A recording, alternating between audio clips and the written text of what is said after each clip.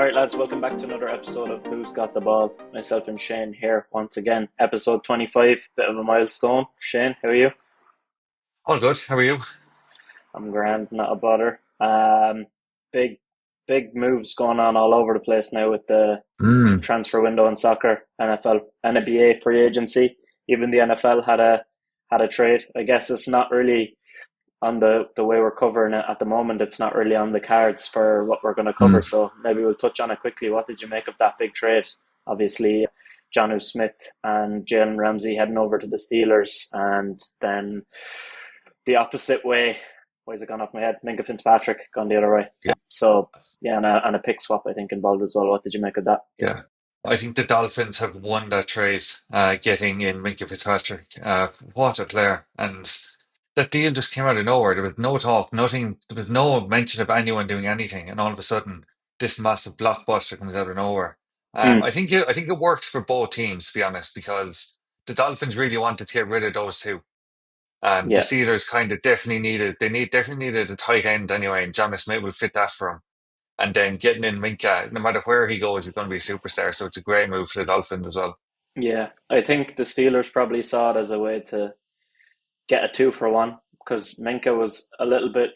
He wasn't as good as before last year, but I still think he definitely Mm. has it in him with the talent level. And then they got in somebody who the Dolphins knew wasn't happy there. And then Jonnu Smith was someone they had interest in already with Arthur Smith there as the offensive coordinator, who's had him Mm. multiple times now. So I think it's an interesting one for both teams, but I do think that I just think Minka is too good on his day, and Jalen Ramsey seemed to be trending down as well.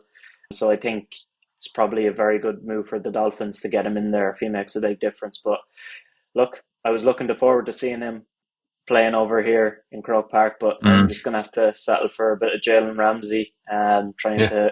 trying to match up on Justin Jefferson. So it's going to be an interesting one. But yeah, I think it did kind of come out of nowhere, and the way it was reported, I think, is a bit stupid because these guys now are trying to rush to like break the news as fast as possible. So it was like initially like I think initially it was like the Jalen Ramsey bit, and then they added in that Minka was involved, and then they added in that Jonnu Smith was involved as part of the pick, part of it.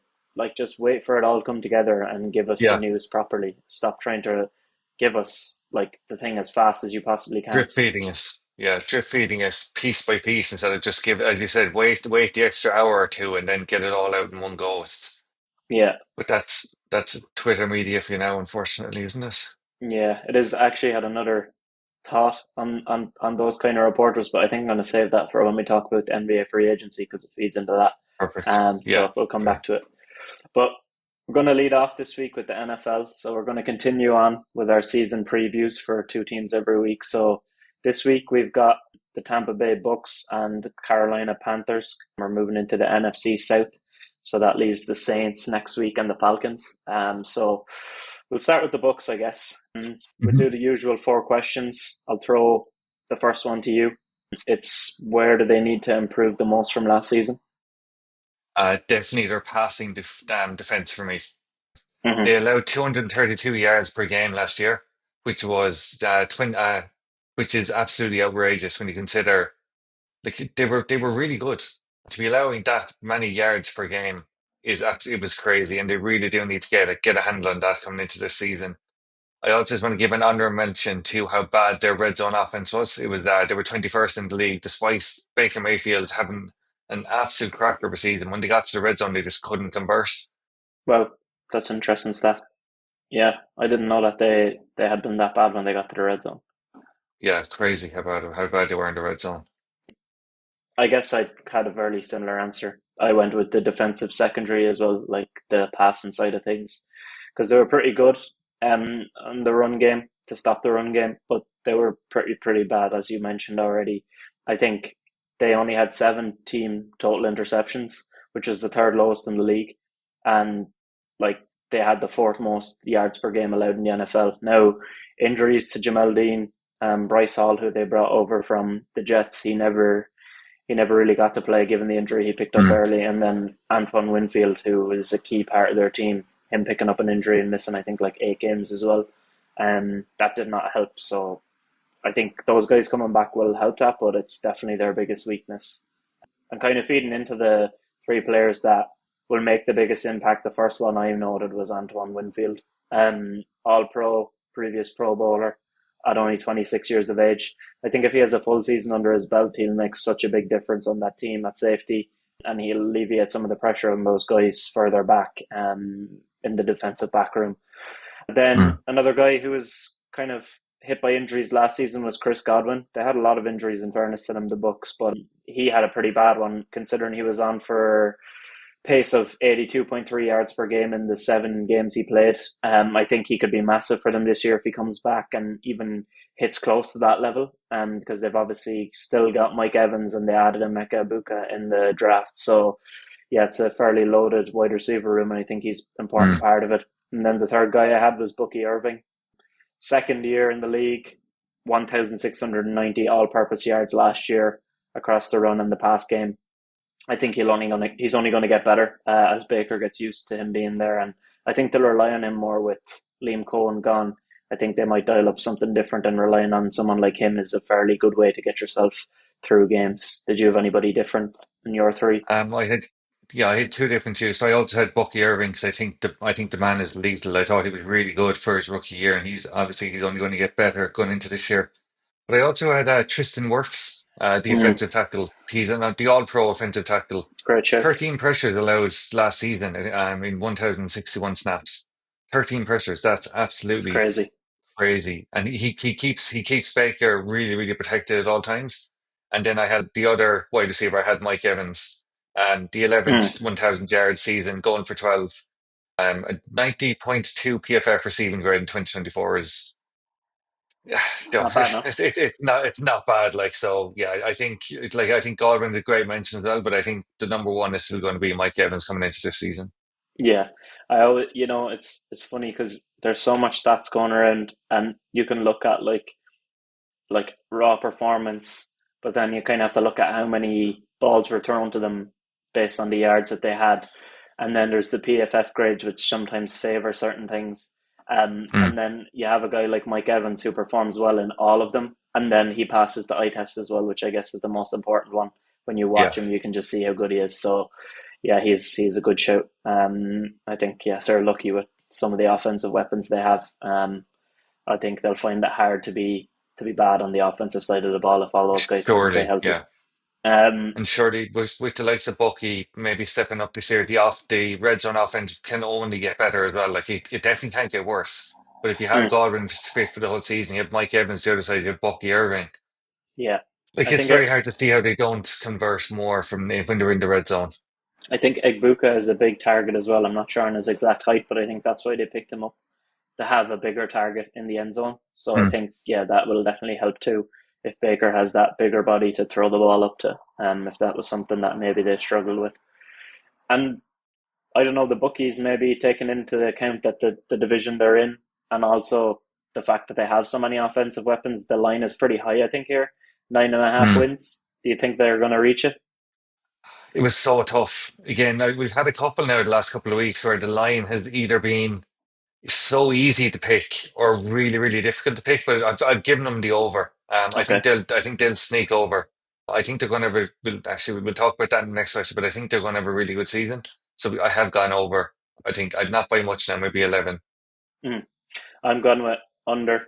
I just think they'll get to 9 because I just think that the Panthers and Falcons are improving massively this season, and I think it's not like the division is obviously still, apart from the AFC South, it's probably the easiest division in football, but it's still not a gimme with those two teams kind of being sneakily good. And they do Yeah. have a tough start to the season. I was looking at it, and I think that's going to be tough if just after losing your offensive coordinator who had an amazing relationship with your quarterback.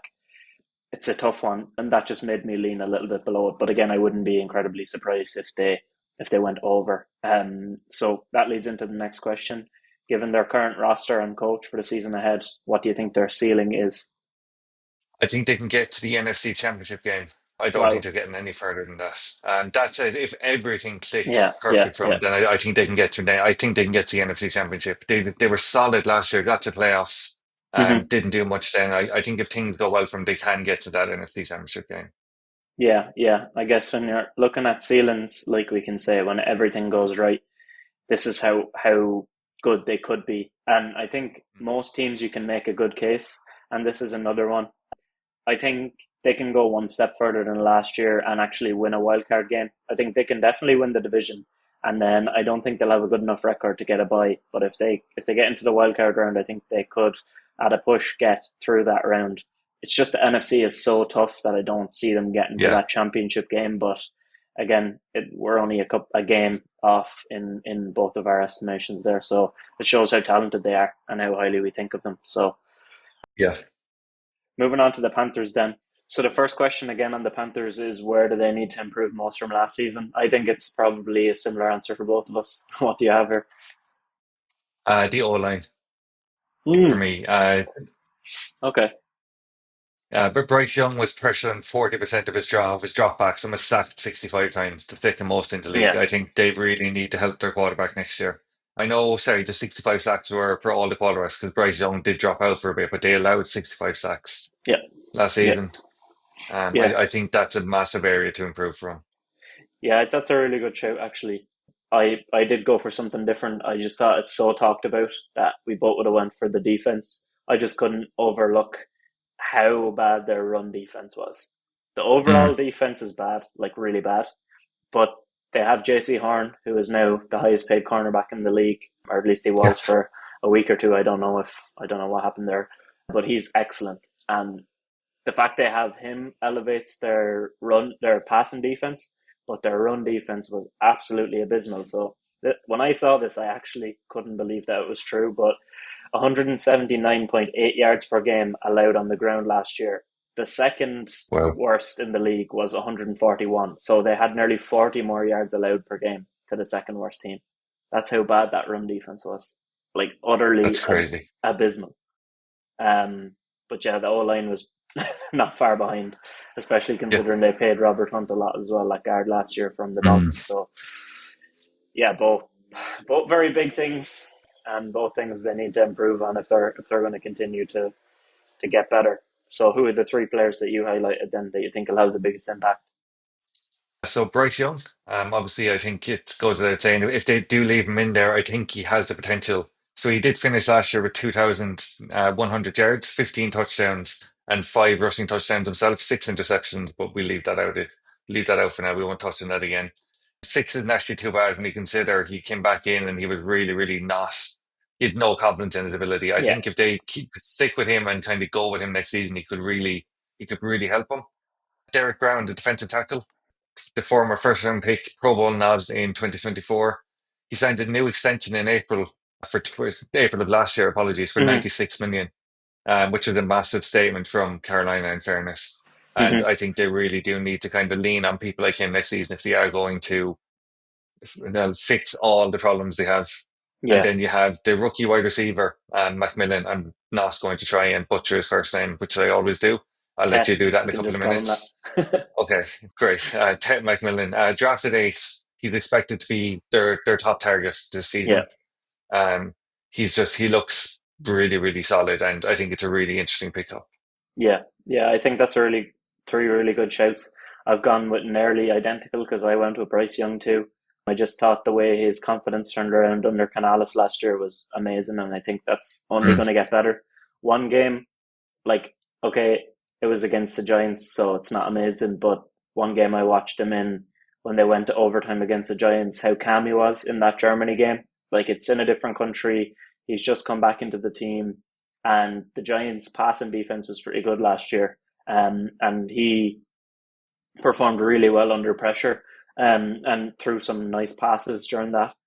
And I was really impressed with him there. And from there, he only kicked on really. So that was my first one. I also had Tet McMillan, first wide receiver off the board at 8. So has to be good, has to perform. Is an interesting one that they went offense and not defense, or something for the yeah, line that early, considering the whole situation there. But yeah, they clearly want to make Bryce Young happy and give him some weapons. So I like that. And then I also went for a defensive tackle named Brown, but not Derek Brown, Bobby Brown the third, who they picked up from the Rams.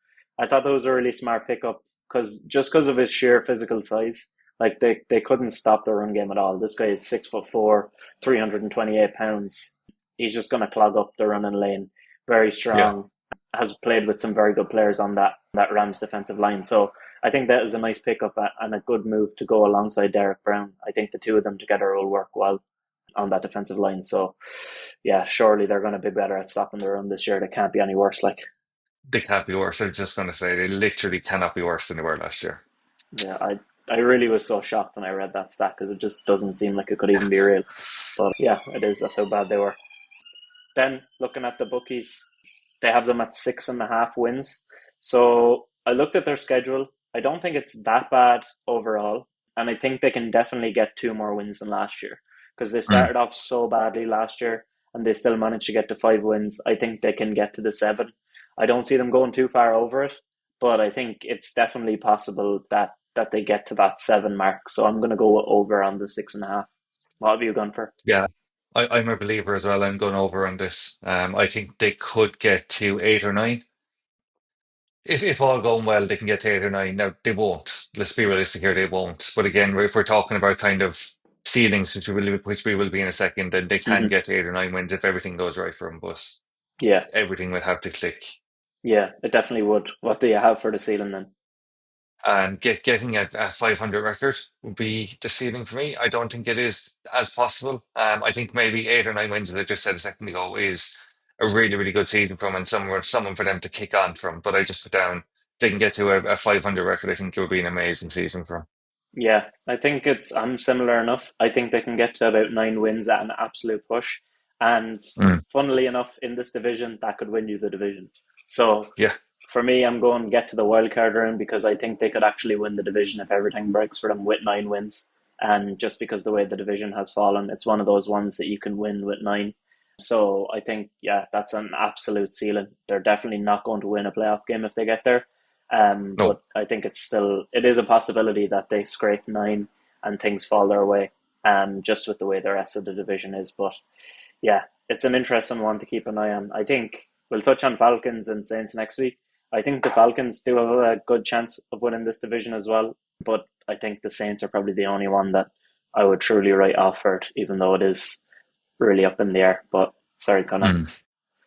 mm. Uh, so yeah, let's move on to the football then. We have two more Yeah, teams to preview. Um, Start with Newcastle. Do you want to throw it to me first for the yeah, first question? sounds good. So same four questions again. You'll hear them as you go through. They're probably etched into your brain at this stage anyway if you're watching it every week. But where did Newcastle need to improve most from last season? So for me, I just thought that their depth wasn't enough in the squad in general, and when they did get injuries, I think it really did expose them, and especially on the defensive side of things. When Botman went down initially, they found it Mm. hard to kind of initially overcome that. So I think when they're in the Champions League, they're going to need way more depth than they have right now, and they still haven't made a signing, which my dad, who's a Newcastle fan, is thoroughly unhappy with, and he's delighted that Mitchell has gone because he didn't make a single signing the whole time he was there. But somehow he managed to get 20 million for Lloyd Kelly off Juventus, so I suppose that was something. But yeah, the depth, Is that how much and they got? yeah, 20 million for Lloyd Kelly. Oh my it's God. Wow. and Juventus let Huysen go for like what 19 year before. Yeah. Jesus. So yeah, that's funny, but yeah, I think they've got no depth there at all, and they need to work on that, or else they're gonna find it tough. Yeah, I did think about going with that as well because I was looking through their squad and they have a couple of really, really bad players. And they're after signing Emil Kraft to a new contract as well, and he wouldn't start for treaty. So I think it's absolutely mad. But I actually went with their big chance for big Jesus. chance conversion is absolutely horrific. In 22-23, it was 48%. Last year it was 29%. They need to get that back up again if they're going to try and push on the way they want to. I think obviously they had a great season finishing in the top five, but like they could have been better. They relied so heavily on Isaac that I think they need someone to, like they again, like I said in Arsenal, like they need to get their Sadio Mane to their Mo Salah or something like that. They need a second player who can chip in with 10 to 15 goals guaranteed. Yeah, I, I think the fact that they have that they only have really Isaac to rely on, especially not that Wilson was like going to be lighting the world on fire or anything this season, but having lost him, they have even less of a chance, like to have, I suppose, a guy out there that can really back up in a Premier League level. So yeah, He's I think after signing a new contract. with Newcastle, Callum Wilson. Yeah, I signed it yesterday. Yeah, Oh no, I missed that one. So thank you yeah, for letting me no know that. problem. Well, I guess that's a good thing then, because I Yeah, think they need someone that's sitting behind Isak. Because now my whole point that I was about to make is that they need to find somebody there that wouldn't mind not playing as much but can score in the Premier League. But I guess they have that. So yeah. yeah, at least they have that. But clearly, it's not a good percentage. What did you say it was that from last season? It went from 48 down to 29%. That's crazy. Yeah, So even taking that's 48% is like that's massive. Like that's probably too high even. Like, but to drop by 20% season on season is a bit mad, I think. 20% drop sounds like a lot. I don't know a whole lot about that Yeah, stat, but I can say for sure if you're dropping in 20%, it's yeah, it sounds like way too much. But I think three players on the team then that'll make the mm, biggest impact. One guy who's been doing that consistently, scoring for them, that is Alexander Isak. So I'm going to stick him in there as the obvious one because he is one of the best yeah, strikers in the world, and if they hold on to him, he's going to be their most important player. Another two then I've gone with is Sven Botman. If he has a full season of availability, he'll be unbelievable. He's very good on the ball. He's a solid player back there for them at a young age. He's a good leader as well. So I think they kind of need him back in the team. So I think once they get him in there for a full season, that'll make the world a difference. And Tonali, after bedding in last season, was very impressive. Works very hard. Is good on the ball, and I think he fits into the system nicely. So I think a second season for him, he'll only make a bigger impact than he did before. Did you have anybody yeah. different? Yeah, so I had Isak as well, obviously. I think it was the obvious choice. I had a midfielder too, but I went with Bruno. I think he is superb. He's the leader of that team and he's just so good. He can sit back, he can attack, he can pass, he does everything. He's brilliant. And I threw in a bit of a rogue one because it's not confirmed yet, but I think James Trafford is going to be really important to him this season coming if that deal does go through. I think he's a really good keeper. He was solid for Burnley last time, just in a really, really poor team. Last Hmm. time in the Premier League, he was unbelievable last season. Yeah, so Nick good. Pope had a couple of mistakes in him last season that cost him points. I think if Trafford can keep up the form he showed last year, then I think they'll be in a really, really good place. Yeah, I don't know how viable it is, but I feel like Newcastle could throw Pope back to Burnley because he was there before Yeah, and take a bit of the sting off the transfer fee if Burnley were interested in that because he's not a bad keeper. Trafford is just a no, better one. And I think we both actually mentioned Trafford as one of the three main players to make an impact for Burnley. So it yeah, shows how highly we did think of him. And yeah, I think it would be an excellent transfer. And if it's what 35 million or something they want, just yeah. pay it. Like they Let's just pay need to pay us it. He's 100%. worth it. Yeah.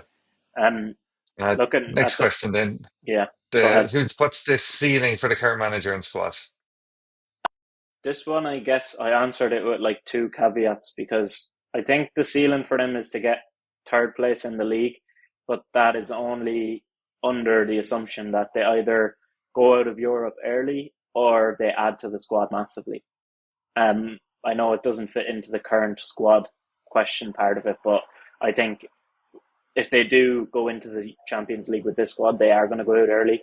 And if they add to it, they might stay in longer, and then I think they'll do better in the league. So I think third place is probably a limit right now for this team going into the season ahead. But I think that would be a very good season if they did manage that. Yeah, I have Champions League qualification again. Is Hmm. their ceiling? Again, same kind of reasons as you.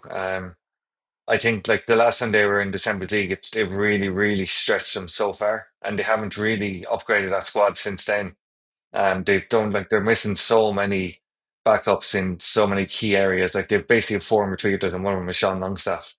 So they're going into the season if, as it says, with the current manager and squad, I think qualifying for the Champions League again would be a massive achievement. Yeah, I think it it is a big problem when you have like a squad that when you look at their starting 11, you go, yeah, that's a very, very good team. You can see how it works. You can see how it's built. And then you look at the bench and you say, there's really only like two or three viable options there that you would say they can start week in, week out. I think they were obviously Lewis Miley is a good player. He was hit with injuries last season, so maybe he can take another step up if he stays fit. But again, you don't want to be relying too much on your younger guys, and they Yeah, need. I think they need 5 or 6 good signings, spend over 200 million to actually, you know, make this team capable of competing on all fronts and comfortably doing so. Because right now they're in a position where if they get like 2 or 3 injuries, they're going to be fairly goosed. yeah, I agree, 100%. They've like, I think, all jokes aside, I think they need to sell someone like an Isak or someone for get in the 100, 120 million, and try and rebuild it like that because apparently with PSR they are still kind of Hmm. on the limit. So I don't know if they at the moment, I don't know if they can just go out and splash Yeah. money left, right, and centre to make the squad a bit better. I think you like when you get to a position where Newcastle are now, you really do need to get that jump. You need money. Um, Selling like Bruno or Isak or someone for 100, 110 million would make such a difference to them. I know they're not going to do it because it's kind of it looks like you're hurting yourself at the same time you're selling your best player or your captain. But when Liverpool did it with Coutinho, the difference it made, they got in Van Dijk and Allison and they started rebuilding there, and that made such a difference. Man City did it back in the day as well. I can't remember who they sold off for big money when there was no PSR back then as well, so they kind of just got away with whatever they wanted. But Yeah. I just think it would be such a smart thing to do to sell off Isak or someone and replace him with four, three, four, or five players then, Yeah. and to see where you can kind of go from there. Then, Sure, Liverpool are still using the Coutinho money, so it's not a bother. Like they just yeah, bought exactly, Verts yeah, with it, like so it's grand. yeah, Still, it stretches a long and way the for him. outs, yeah, But I think that would be probably the move. I know they are in PSR difficulty, and I think if I'm not wrong, the way it's calculated as well with European football is like the average of your last 3 seasons if you're yeah, in Europe or not. And they were 2 seasons ago, and they will be this season. So next year it'll be like 2 out of the 3 will be Champions League seasons. So I think they should be alleviated a bit next summer, but that might be too mm, late if things go wrong. So I think that they might need to do that. And I don't know. I spoke how good Tonali is, but like if you make a massive profit on him, then I don't think anybody is worth saying no irreplaceable, to yeah. if they're gonna if someone's gonna come in and pay over 100 million or something in Saudi for him or whatever. You never know what can be around the corner. So I think a big sale might be possible. When I said then for a piece of business they actually need to do themselves, I said a Champions League caliber right wing. Nothing on Jacob Murphy or Harvey Barnes, but they're squad players. When it comes to Champions League level and competing for Champions League spots, I think you need. I don't see why they can't play um, in cups and come on in the Premier League, but in the Champions League, you're going to need somebody better than that. I think so. That was the main thing for me. I said the exact same thing that they need to replace Josh Murphy. Murphy, he had a really good season last year, but he's not a great player. As you said, he is a squad option. He's a good squad option for FA Cup, kind of last 10 minutes of a Premier League game where you're walking away with it. But if he's their starting right wing and going into the season again, then they're hopeless. Yeah, yeah. I think I think it's one of those things that you don't want to be too harsh on the guy because he had a good season. And when I went into the start of the year, I was like looking at their squad and I was thinking, yeah, look, it's probably going to be Barnes starting there. And then when you see Jacob Murphy being named there in the first few games, and then you're like, right, not sure how this is going to work. And then he had a brilliant season. It's hard to just go bin him off after that. But I think, you kind of Yeah, do have to look to the future too at the same time. So I think tough decisions like that have to be made, and for them to reach the next level, they have to upgrade in positions like that. definitely. I don't think I think it should be a non-negotiable that they sign a right winger capable of adding 10 goals. I know Murphy. I think Murphy got 9 last year, but that was a freak season. He's not doing that again Hmm. this season. He'll go back to his usual level of 3 or 4. Yeah, And they'll be rightly stuck if they win the season with him again. and I've said to my dad as well, like we were talking about some of the moves that they tried to make, like the likes of Joe Pedro, who's obviously gone to Chelsea now, and then Mm. they also wanted Mbumo, who looks like he's more than likely going to end up at United once something is organised there. Then they tried to bid for Alanga again, and Forest want crazy money for him. Like I said, they should Yeah, just look abroad. Like I think they need to start looking in the Italian league, Spanish league and find good players because clearly they can. Because look, they've gotten Tonali from there, in the Serie A. They got Isak from Real Sociedad, and there's quality players in these leagues that, let's face it, they can be bought for cheaper, and you can pay them less in terms of the wages in some cases when Yeah, they're younger guys because they're only stepping up from like a pretty low wage compared to Premier League wages. So I think yeah, they need to start definitely. looking in Yeah, those markets. yeah, I agree with you. I think they have a big summer coming, and if they mess it up, then I think Eddie Howe could be in trouble for his job come Christmas if things aren't going right as well. Yeah, I think he bought himself some time with the cup win, and Mm. how well they finished the end of last season. But I think yeah, if ultimately they don't improve the squad, it will reflect on the manager. But if that's all on them, we'll move on to Wolves. Yeah, move on to Wolves. So again, where do Wolves need to improve most on from last season? I think the start of their season last year was the biggest issue. It hindered them. Like the end of season form was really, really good. As we kind of touched on towards the end of the season, you saw them in our power rankings and stuff because of how well they performed the back end of the year when they got in their new manager and some of the players kind of batted in. So I think the start of the season is massive for them because I think they have a good season in them. And I think if they do it from the start, then that's going to be the biggest challenge, not to get behind early. Yeah, I do agree with you on that. I think that's a really good point. But I noticed that they really need to create better and more chances for their forwards. Strand Larson, every time he kind of got a good chance, he took it. If they Mm-hmm. could kind of up what they were doing for him last season, I think he could be a real menace come from for a lot of defenses this season coming. So I think they need to create better chances and a lot more chances. Yeah, yeah, I think looking at some of the chances he did take, and I think that's a reason why we kind of talked about him a good bit as well. And it actually leads into the next question because, of course, he's one of my three. Like I've talked about Mm, him, had him in my most underrated Premier League players. I mentioned him, I picked him as one of the guys to talk about last year during the season. I think he's really, really good, and I think he's only going to get better. Obviously, now the deal is permanent, mm. but as you said, they need to provide better for him. So I guess that will lead into one of our later questions that I've put in something there for that. But my other two that I had for the two players as well as Strand Larson were Agbadu. I think he was top class since he bedded into the team in the back half under Pereira. He was a really good box Mm. defender, really strong, and he helps them a lot when they were committing bodies forward. And at times he looked like he was well able to cover a lot of ground. And then when they were getting kind of sitting deeper into a block and teams were kind of pummeling the box with crosses as United did against them, he found no issue to clear them out with Toddy Gomez, the two of them back there, but Yeah. he was just a pick for me. And then the third one is João Gomez. I think he does everything in midfield. Physicality, good on the ball, great engine, loves a good tackle, and I think he's perfect for the Premier League. So those are my three players. Yeah, so I had Larson as well, obviously. He's just absolutely class. I had Andre in there instead of Gomez for the exact Mm, same reasons that you had. I think the two of them are so similar. You could pick either of them. It's like swapping twins out. But then I had Jose Sa as my third one, but not for a good reason. okay. I think he has dropped off a cliff in the last 18 months. I think they probably need to replace him, but they won't. They tried that start last year, spent 10 million on the lad whose name is escaping now, the former West Brom goalkeeper, and he was Sam dropped out Johnston. straight away. Sam Johnson, yeah, brought him in to try and replace San, couldn't do it. Yeah. Sal was put back in. Love's picking up injuries. I think if they don't replace him, they might have an issue in goals next season come January. But that's why I put him in. I think he's one to watch, but not for a good reason. Yeah. I think it probably is a position that they need to improve on.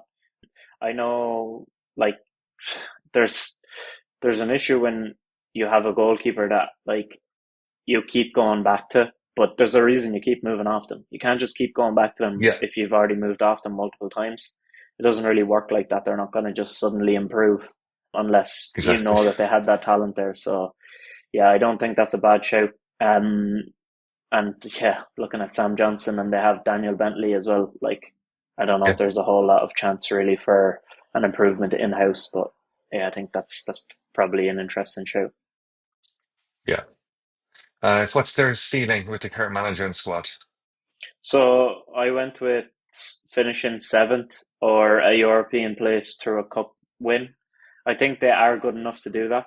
I think under Pereira he was really good. I was impressed with him last season, and getting a full preseason and getting the team like further cemented in the way he wants them to play will only help them. And they have a good few bob like now to spend. Like they've gotten in a lot of money from Cunha and Ait Nouri, over 100 million, Yeah. and only losing those two guys really from the main stars of the squad. I think they can replace them and do more with that money. So I don't see a reason why they can't get into Europe.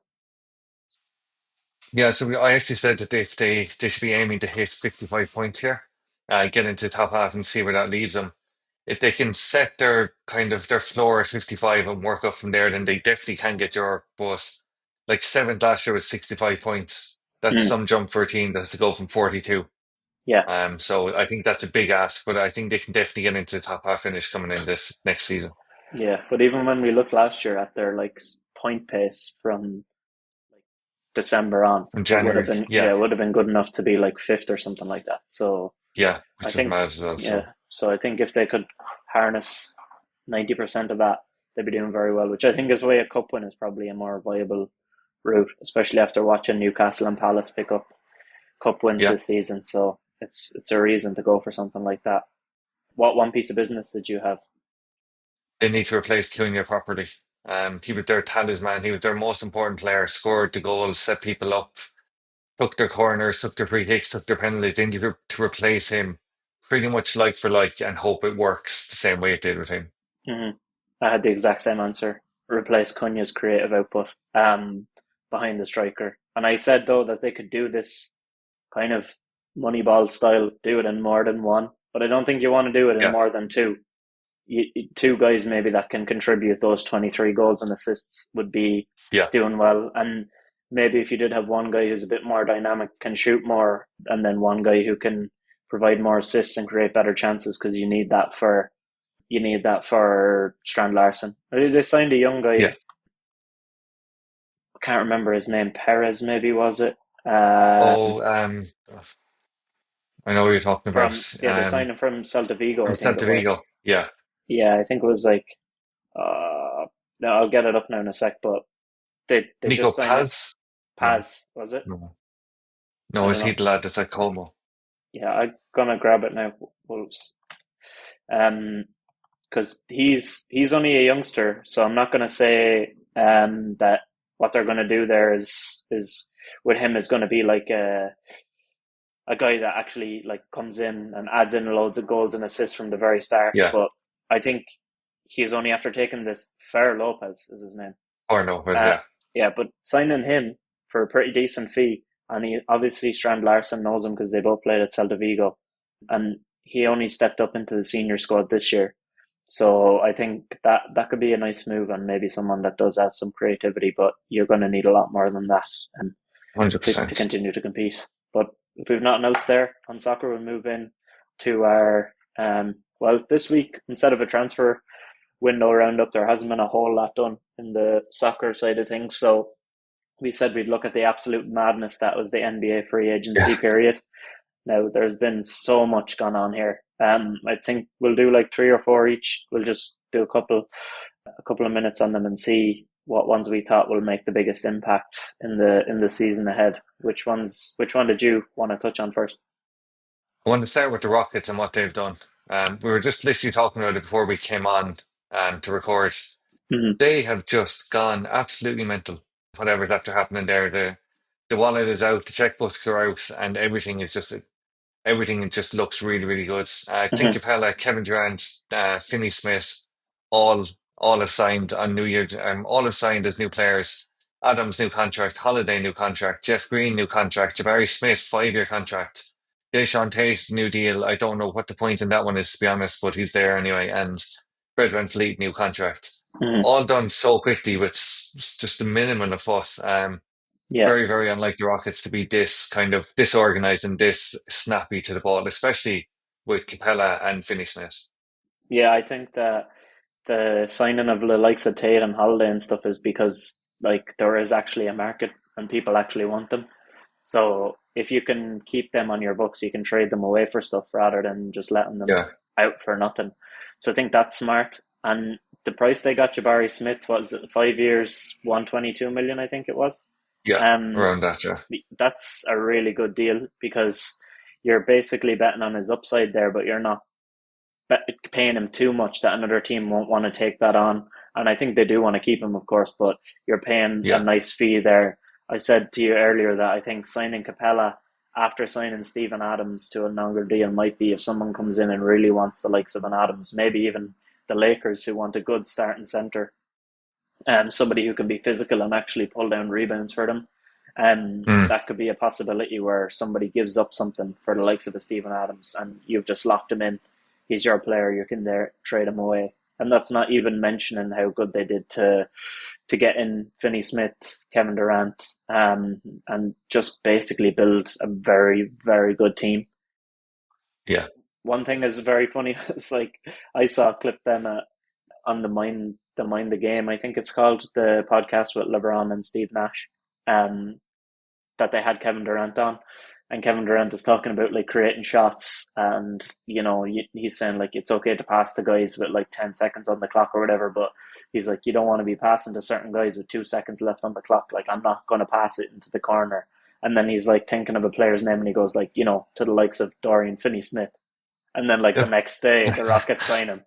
And everyone was like, "Oh my god, he had to say that name." But yeah, that was pretty funny. But all yeah. jokes aside, I think they did very well, really, really well. Yeah, I think might have had the best free agency so far. We'll see how it kind of finished up, and Yeah, we're obviously still a long way from the season starting because we're only 2 weeks, if even 2 weeks since the NBA finals happened. So we'll see how the rest of the summer goes. yeah. I think another team that did really well for me is the Denver Nuggets. I think first of all, the first big move they did was the trade, which sent Michael Porter Jr. and an unprotected 2032 first rounder to the Brooklyn Nets for Cam Johnson. You basically half Yeah, the salary because MPJ was earning, I don't know, like close to 40 mil a year or something like that. And Cam Johnson is on like 20 something. So it's pretty much like half the salary for the exact same production. And Cam Johnson is not a world beater on defense, but he's better than Porter Jr. And you're giving up a pick that's way down the line. So you're putting in somebody there that can kind of hold their own a bit more and create a bit more than Michael Porter Jr. and giving them to Jokic. And then on top of that, you're going and getting Bruce Brown back, who worked really well with Gordon and Jokic previously. So you're going back with him, signing him again, kind of rebuilding around that roster that you had previously. So I think getting those guys in there and kind of giving Jokic a chance again rather than just leaving him to fight feed off scraps like they did last yeah, season. I think that's a really smart thing because now them along with OKC and the Rockets are big contenders in the West for me. big time. I agree 100%. I think they've been very, very smart. Picking up Valanciunas as well is a good deal from the Kings. Huge deal. I think I think they've been really, really smart on what they've done so far. And I think Denver fans should definitely be a small bit excited going into this season now. Yeah, and finally, there's a proper center that can replace Jokic. He doesn't have to worry about playing Yes. every single minute because Valanciunas is actually serviceable and he's good in the Yeah. locker room as well. So, what's your next one then? Do you wanted to highlight? I think Brook Lopez going to the Clippers was one that caught me off guard, to be honest. I really thought that Milwaukee would tie him down and keep him there. Hmm. Um, so I think that was a really, really big deal. He's after getting a 2 year deal with the Clippers, so we'll see how that works out for him. I think the Clippers is turning into a bit of a retirement home, maybe, but we'll see. Yeah, it does seem that way. Like James Harden has signed on another deal there for Yeah, two 2 year years, deal there. 80 million. Yeah, So that's yeah, it's pretty mad. We'll keep on with Milwaukee then, I guess, and go with yeah, the maddest one of all that nobody really expected to happen. Every single year, there's Miles Turner rumors going around, and every single year, Miles Turner stays with the Pacers. And the one year everybody says Miles Turner is going to stay with the Pacers, they're going to go over the salary cap, they're going to go into the luxury tax for. yeah, They just let him walk, and he goes to the Bucks, the team that they hate so much, their fans hate.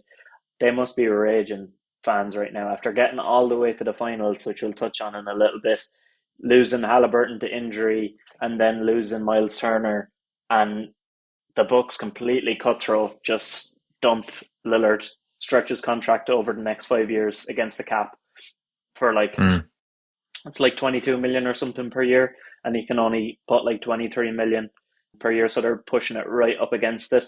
But now they're making big moves here to. I know they didn't sign Brook Lopez, but they have Miles Turner, so they don't really need him anymore. And they're re-signing Gary Trent Jr. and they made a couple of other additions that I think they're kind of gearing up to be like, look, we're going to try and take on this East because there's a big gap there. What did you make of that Yeah, one? I thought it was really harsh. Just dumping Damian Yeah. Lillard. But that sport, like it's cutthroat, but that might be one of the most cutthroat things I've ever seen. Hmm. Um, he got injured playing with you, tries to come back injured again, and then you're like, yeah, see ya. Um, Yeah. thanks for coming, but go find yourself a new team. I think obviously Miles Turner, he's a great move from him. I can't believe he didn't stay at the team that got to the finals and try and go one better Yeah. this season coming. Even if like if maybe there was no offer there, we'll find out. I'm sure in the next over the next week or so. But I can't believe they either let him walk or he walked away. Yeah. I think it's mad. I think the Bucks are definitely trying to build around Giannis again. Anyway, they're trying to give him pieces to keep him happy and keep him there. Yeah. That's their main priority, which you can't blame them. But again, it is, No, yeah, that was really harsh to do something like that to Dame. But look, he'll end up somewhere, and I'm sure he'll come back from this really bad injury. Did you have anything else? there's nothing really that's like that jumped off the page to me, to be honest. You might have one that has completely slipped my mind, but I've nothing else really. Lonzo Ball going to the Cavaliers was a bit strange, but I don't think we need to touch too much on it. Yeah, it was Other strange than by the that, Bulls. The Bulls are, yeah, I don't know what on earth they're doing. They're a whole different case study. yeah, A couple then, I guess, just to rattle off quickly is the Timberwolves signing Nasri to a 5-year, 125 million mm, contract, and Julius Randle to a 3-year, 100 million deal. So they're just locking in that team that they already had on what I think are good deals. Um, yeah, Karis LeVert has gone to the Pistons, $29 million deal for 2 years. I think that is a good deal for the Pistons. Obviously, had to replace Malik Beasley because they're not sure what's going on around that whole gambling situation, which is a bit crazy. But look, we'll not speculate on mm, that because we're not sure what's going on there. Luke Cornett got paid. yeah, Celtics literally have absolutely nothing left at this point. He's gone to the Spurs, which is a really good deal. Very good 3-point shooter, and yeah, I think he's impressive. Obviously, he stepped away from the shooting a little bit last year, but I think he can do it, and I think the Spurs yeah, paid him very well. Then the Knicks adding a bit of depth. Finally, I'd say Thibodeau is. I don't know if he's raging or not because he liked to play the same guys over and over again, but they finally added some depth. Jordan Clarkson is a clear upgrade on what they had there in campaign. And then Yabusele, who I was disappointed that the Sixers lost him. I guess the Knicks made a better argument because the Sixers could have paid him that same amount or pretty close to it with the exception they had. And yeah, he's gone for 12 million 2 years to the Knicks, which is a little bit annoying. And then the last kind of couple of big ones, I guess, where Ty Jerome ended up at the Grizzlies for 28 million 3 years. Now he was impressive with the Cavs last year, I thought, and all in all, I actually think that the Grizzlies haven't done that bad. They lost Bain, got a lot back, signed Jaron Jackson to a big contract, locked in Santi Aldama, and now they have kind of a Desmond Bain replacement if they're going to yeah, start Ty Jerome on a very cheap deal. So I actually like what they're doing. What do you think of it? yeah. I think I think they needed to do something big after the Bain deal. They needed to really kind of go out there and try and just make it look like they try and make it look like they knew what they were doing. I think they've done a pretty good job at looking like what they knew what they were doing. So I think they'll be okay. Yeah, I think they're going to be all right. I think Jerome is, yeah, I think he has a lot to him. And let's see if he can do it more consistently. Then the very Yeah, last and two that, sorry, go ahead. I just wanted to touch on the Alexander Walker deal. There Yes, was yeah, talk of him going to the Rockets, but there was no way they were ever going to give him 62 million. I'm no, sorry. So I think I can't believe the Hawks have given him a 62 million, but we'll see how it works out. I think the Hawks just had that money to spend, and if you have it, I think it's worth taking a punt because it's over 4 years. I know it's fairly rich, but it's not a whole lot different from the Finney Smith deal. And I think while Finney Smith has probably played in higher caliber games at times down his career, Alexander Walker has made a good name for himself. And I Mm, think the defense that the Hawks have now is unbelievable. Like with Jalen Johnson, Dyson Daniels, they've got Alexander Walker there as well. In general, that defensive game is going to be crazy for them. So yeah, I noted that that was one of the last two I wanted to touch on. So I'll just mention the very last one because I mentioned him during the playoffs. I thought Davian Mitchell looked really good for the Heat, and I thought he kind of they kind of found something there with him in that series against the Cavs, even though it didn't amount to anything. The way he was just like driving all game, and he just has a like an he's like a Duracell bunny. He never stops. His engine is Yeah, constantly going, and eventually he wore down the defense to get like open looks later on for 3 point shooters, which I thought was really interesting considering he's a very good defender too. So the Heat tying him down for 2 years, 24 million. I thought, yeah, really good deal, well worth it. So yeah, that's yeah, pretty much it. We covered a lot there, but there'll probably be more as time goes on because yeah, there's a lot happens in the NBA around this year, but I think around this time of year. But we've kind of covered a lot of the main stuff that's recently happened. So moving on then to the NBA as our last topic. We didn't touch on the finals because we kind of left it after the for a week or two to settle after what happened to gather our thoughts and kind of look at the draft last week. So I'll throw it to you first. What was your first takeaway from the whole thing in Game Seven in uh, particular? after being it was such a good series, and to get to Game Seven again, we rode off the Pacers so quickly. We both of us we thought they were going to get annihilated. Well, I did anyway, but I said that after every round. But for it to end the way it did, with Halliburton going down with the Achilles injury after 7 minutes, it kind of just it really, really killed the buzz of it. I know it did for you. You set up to watch it. I woke Mm-hmm, up the next morning to a text message of you just telling me that he was out, and I was like, "Oh God." It kind of knew like it was only going one way then. Now there's mm-hmm. no denying that like Shea was unbelievable, Williams unbelievable, Chet Holmgren great tears as well. But I just wanted it to get to the point where the two of them were going neck and neck, and Halliburton up against Shea for the whole most of the 48 minutes, and we never got to see him. It's such a disappointing way for it to end for the Pacers and for Yeah, obviously for Halliburton in particular. yeah. It's like when you're watching that and you just get deflated because you could instantly see the Achilles pop when they did the replay, which I don't know why they needed to show it 1,000 times. But Yeah, yeah, it's just purely deflating to see that. And then you think about what the player himself must feel and how the fans of the team must feel. And it's just like a huge deflation of the whole moment.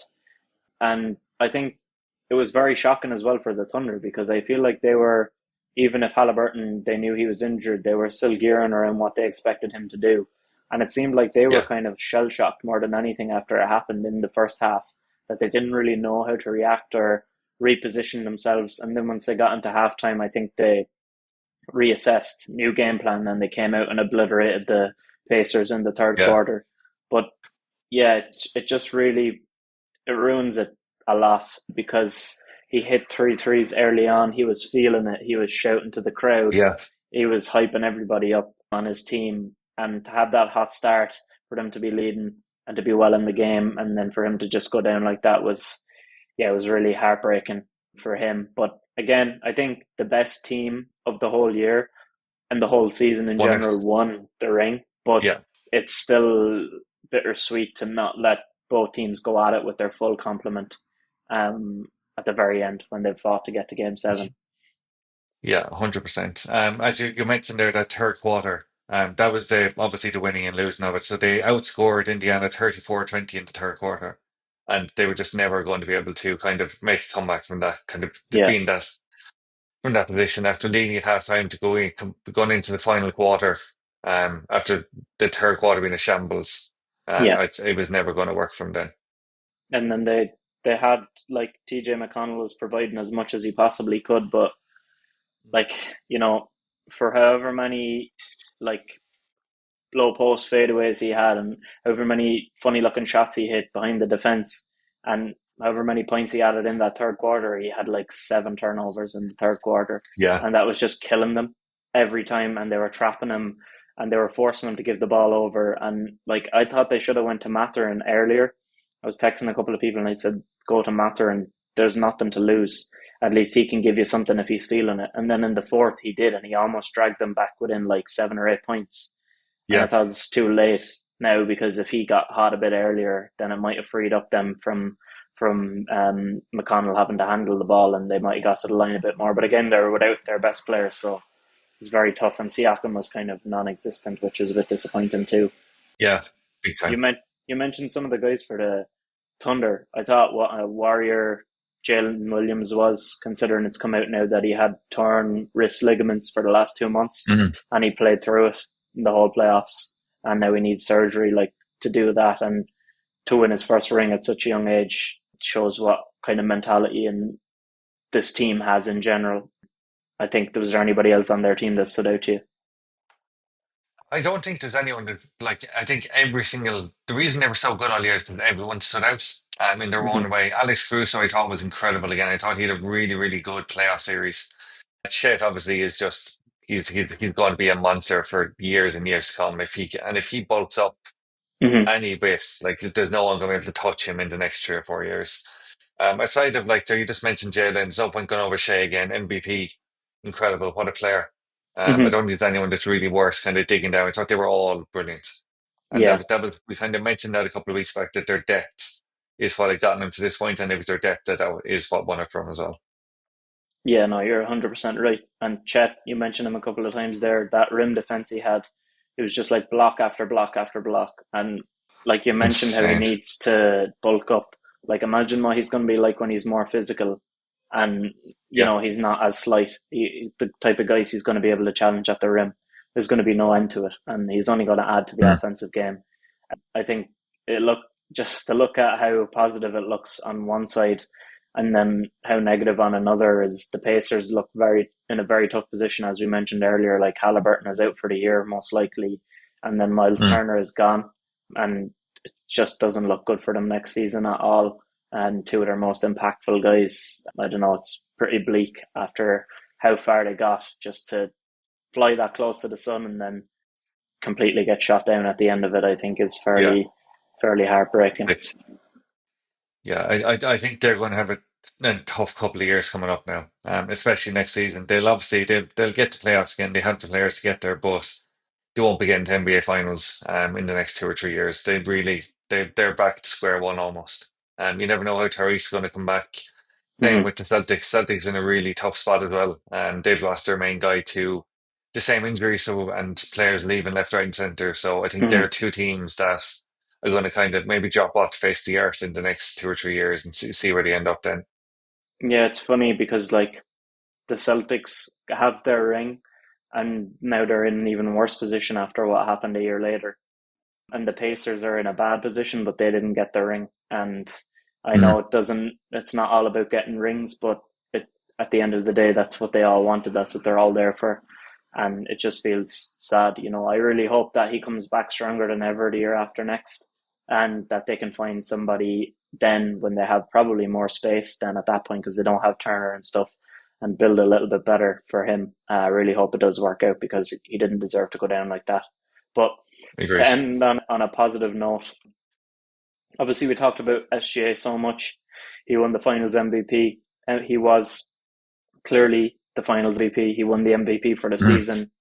Just looking at his stats in his very first finals run, and to round off on him, 38 minutes per game, 30 points per game, 4.6 rebounds per game, 5.6 assists, nearly two steals per game, and over 1.5 blocks per game on around 45% field goal. He shot badly from three. He didn't shoot the best he could from the field, and he's only going to improve on that as the years go by. He is a scary player, and because of that, he is now the richest annual salary player in the NBA league history. So he has a 4-year deal, 285 million supermax contract with OKC running till 2031. In his final season, he'll almost earn a million per game he steps on the court. Yeah, crazy. So, yeah, what a star, what a player, and well deserved, in my opinion. He's the face of the NBA at the moment for me anyway. He seemed really likable as well. Seemed really sound, which is always helpful. And Mm-hmm. he's got that contract. He's got his ring. As you said, like he averaged nearly 30 points and wasn't shooting well. Like imagine what he's going to do when he is shooting well now. So he's a star, absolute Yeah, star. Yeah, an absolute star is right. And like you said, he seems like a good person. And some of the quotes coming out as well about him were that he said about, how to avoid distractions and the way he tunes out of the basketball world outside of it. And he doesn't want to hear any of that stuff. He just practices, meets up with his teammates, stuff like that, and then looks after his family. And it's just like, yeah, that's the kind of star that, the NBA needs and wants. And I think they would be even happier if he played for the Lakers and he wasn't Canadian, if and he Yeah, was American. They would be even more yeah, happy. But I think they can't deny how amazing he is. So I hope he yeah, only gets better 100%. from here. But yeah, that's kind of a bow on the NBA actual playing season. There'll be more madness going on throughout the off season, but that's it from 24-25. So we'll wrap up then with our last thing, our draft game that we've been doing the last few weeks. This week we're going to do the best defensive players in the NFL. So an interesting one. I can't remember again. Was it me or you who went first last time? It was you. You went Okay. first last week because you remember you picked Anthony Edwards instead of picking Yeah, Wemby. yeah, yeah. I remember. Okay, yeah, yeah. So Um, you're first this week. So on yeah. this Again, one. it's another one of those weeks where you'd almost want to go second, so you get two picks back to back. Yeah. But I'm gonna go with Micah Parsons first up. Oh, okay. Make your case for that. Oh, I just think the man is like absolutely class. I love him. I love watching him. I think he's really, really good. It was a tight call with him and one or two others. Probably the two you're going to take at 2 and 3 now, but I found it hard to look past Michael Parsons for me. I just really like him. I think he could be a wide receiver as well. I think, yeah, the athleticism is crazy. I think it made it harder for me because my 1, 2, and 3 are still there.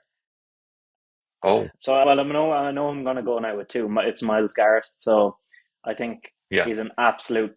Talk about someone who could play wide receiver. Like this guy could play any position on the basketball court, any position in the yeah. NFL. It doesn't matter. Like we've seen videos of him playing basketball. He nearly rips the hoop off. Like this man can dunk, and the absolute size of him. I think he's probably the best defensive player in the NFL, in my opinion. I know there's a lot of debate between himself and TJ Watt at times over who can get the most sacks and guys off the edge. But I'm not going to go TJ Watt next. I'm going to go Chris Jones for the fact that he has Oh, done it for the Chiefs. He's won the rings. He's incredibly impactful on the biggest stage of all. I still think he hasn't had a sack yet in the Super Bowl, which is mad, but he's had plenty of others along the way in big games. So for me, I'm going to have to put him in for third spot because of all those accolades. yeah. I've no complaints there, but I am going to take TJ Watt as my second pick. I Hmm. don't even need to say too much name. He's a star. Like he's absolutely class. I think he's gotten his money now as well, deservedly so. And you'll get to see him in Dublin when he comes over in a couple of weeks' time as well. Yeah, So can't wait. looking forward to that, I imagine. And after him, I'm going to take Max Crosby. Um, Oh, nice, nice, oh, nice. he's a monster, an absolute monster. I almost think he's wasted where he is, out in Las Vegas, but I think he's Hmm. absolutely class. Yeah, I think they did very well to convince him to stay. Obviously, the money Mm, helped, but I think the fact that they got Pete Carroll in and they probably have a better vision really helped that. But I think it's still, regardless, great bit of negotiating to keep him there. I'm going to go then away from pass rushers or defensive linemen, as we've gone pretty much across here, and go for the first cornerback. I'm going to take Pat Surtain, defensive player of the year from last year, the best cornerback in the league last year. I think just the way he locks players down, his athletic ability is just unbelievable. He doesn't even get like an abnormal amount of interceptions, but that's because yeah, no one wants to throw the ball near him because he's absolutely unbelievable. And sometimes you just have to take that into account. He's such a good defensive back, and he's next off for me. And then after that, I'm going to have to go with a man from the New York Giants. I'm going to have to go with somebody that he's the man. He's the best defensive tackle in the league, in my opinion. Interior now, not off the edge. Dexter Lawrence, absolute unit. The way that he, as a nose tackle on the defensive line, the way that he gets double teamed and how often, I think it's like the highest percentage in the league, and he still had close to 10 sacks last year, considering he plays on the D line. How difficult that is otherworldly. Like, and the Giants, the fact that they got a good deal on him, I'm so surprised that they did it, and I'm happy that they did it before the year before they actually needed to, a couple of years back. Thank God for that because yeah, he's been a real shining light for us, and I think he's unbelievable. Yeah, I think it's a good pick. I actually started writing Thibodeau when you started talking because I know you have your Thibodeau jersey on. I thought it would He's not nod getting to that. in the top 100. Never mind the But top 10. I think Lawrence is a really good pick. I'll finish up my last two then, and I think they're pretty obvious choices. I'm going to take Aiden Hutchinson and Trey Hendrickson. I think the two of them are just they're the two of them are two monsters. The two of them are. I'm not sure what's going on with Hendrickson at the moment with the Bengals. I'm not sure if that's sorted or not yet, but whoever gets him is going to be getting a steal anyway, whatever you're paying him. And then Yeah, Hutchinson, we both named him last week as one of our top Detroit Lions players for the season coming. So I think that yeah. says enough. Yeah, I think that's those are two good picks. I actually didn't have Hutchinson in my top just because of how he did perform really well in 2 seasons, but I went with a couple of guys with maybe a bit more under their belt long term, and that's one of the reasons I had Hendrickson as my next pick. If you didn't get, it, I really like that pick. I had two guys left then, so I'm gonna pick Fred Warner. He's my last one, linebacker for the San Francisco 49ers. This one isn't all about stats. He's the Mm, defensive leader. He's the captain on the defensive side. Just his ability to read the game. He calls the plays on the defensive side for them on the field. He knows exactly what to do in every moment, and I believe they picked him up in like the fifth or sixth round or something like that. Just an yeah, utterly unbelievable pickup when they got him. He's been nothing but amazing since, and I really, really like him. I think he's one of the best defensive players and one of the most impactful for many reasons in the NFL. So that's my last one. And my honorable mention was Kyle Hamilton. He's the guy I had at the very end, I think. Could be oh, Roquan solid. Smith, but yeah, I think Kyle Hamilton is. I really like him for the Ravens, and I think he's a big part of what they do over there. So that was pretty much it. So my five then are Miles Garrett, Chris Jones, Pat Surtain, Dexter Lawrence, and Fred Warner. Yeah, and I have Micah Parsons, TJ Reed, TJ Reed, Jesus, TJ he's Watts, gone to the NFL. TJ Watts, yeah, Max Crosby, Aiden Hutchinson, and Trey Hendrickson. Nice one. Yeah, that's it. Two solid teams. Let us know what you think, lads, if you would have picked anybody different or what you think of our picks. But I think that's it for another week. Another episode. We covered a lot again. We'll be back again next week for another episode and for a lot more crack and a lot more things to cover. So throw it to you, Yeah. Shane, to wrap it up. Thanks so much, guys. Just keep watching. I'm going to say it every week because it's a bit like my start now. I don't know what to say at the end either, but just keep watching us, keep liking, keep commenting, and we'll do all we can to keep the show as interesting as possible. See you next week. Nice one, lads.